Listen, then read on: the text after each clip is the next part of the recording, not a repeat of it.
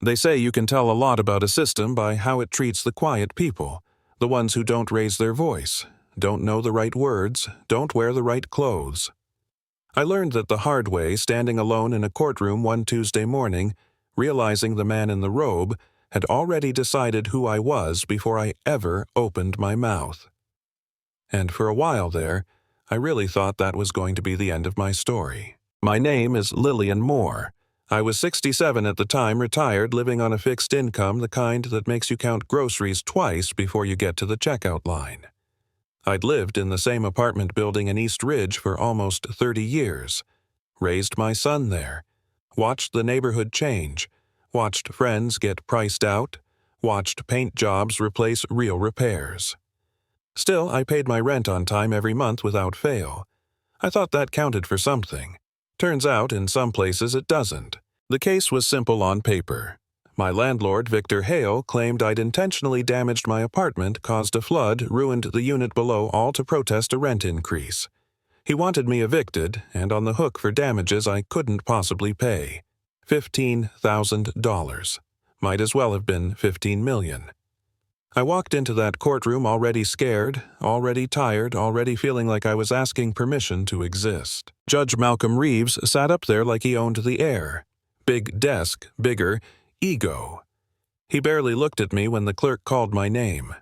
When he did, it wasn't curiosity, it was irritation, like I'd interrupted something important.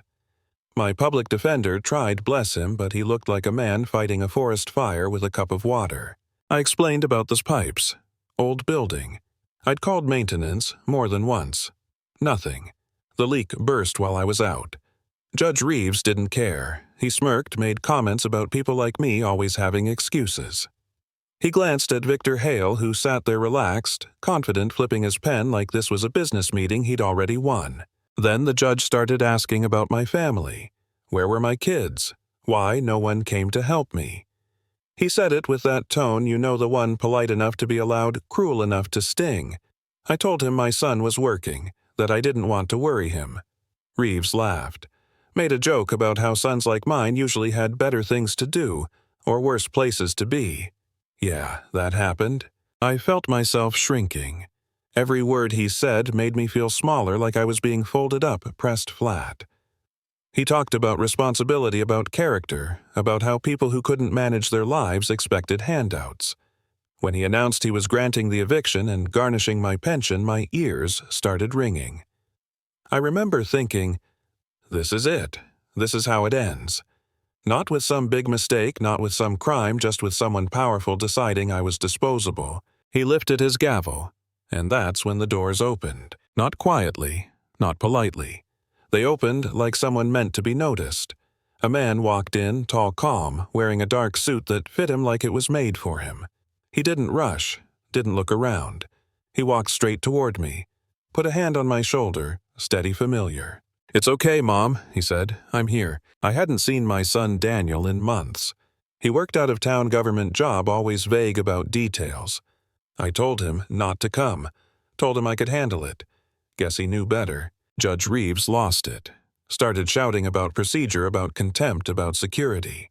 Daniel didn't flinch. He turned, looked up at the bench, and asked the judge, real calm, "Do you usually talk to seniors like that, or is my mother special?" The room froze. Daniel reached into his jacket. My heart stopped. Someone gasped. But he pulled out a badge, held it up so the light caught it just right. "Special Agent Daniel Moore," he said.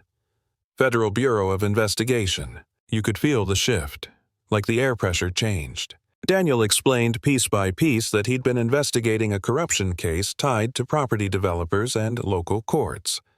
That certain landlords were intentionally sabotaging buildings to force out long-term tenants.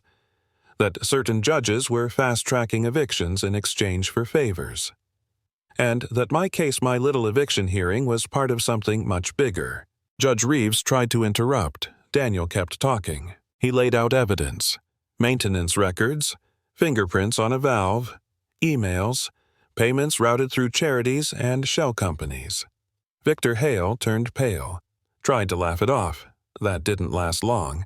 When Daniel played the audio recording, Reeves' own voice joking about clearing out dead weight and making examples, no one laughed.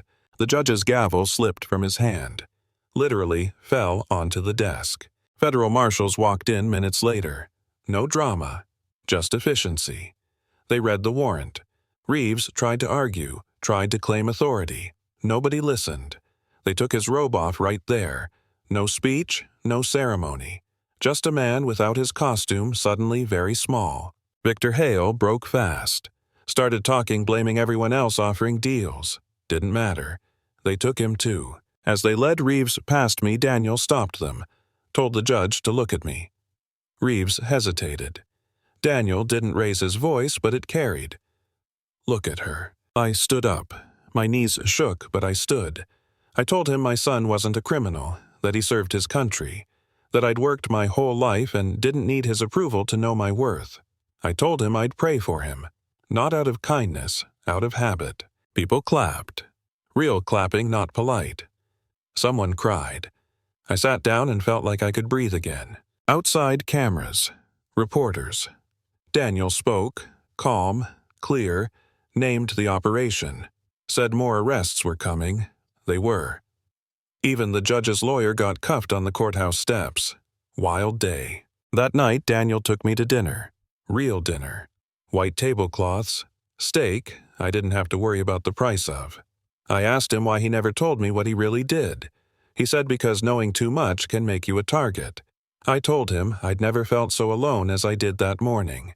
He squeezed my hand and said I was never alone.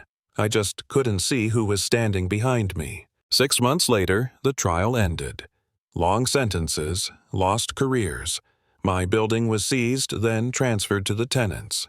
No more rent. Shared ownership. The place I'd been afraid to lose became something I actually owned. Here's the part that still messes with me. For years, I thought keeping my head down was how you survived. That making noise was dangerous. Turns out, silence only protects the people already in power. The rest of us, we survive by standing up even when our voice shakes, even when we think no one's listening. So, I want to know what you think. Was that justice, or was it just luck that my son happened to be who he was? How many people never get that moment? Never get someone to walk through the door for them? Drop your thoughts in the comments. Share a story. You've seen something that stuck with you. Because if there's one thing I learned, it's this. You never really know who's being underestimated or what happens when they finally decide they've had enough.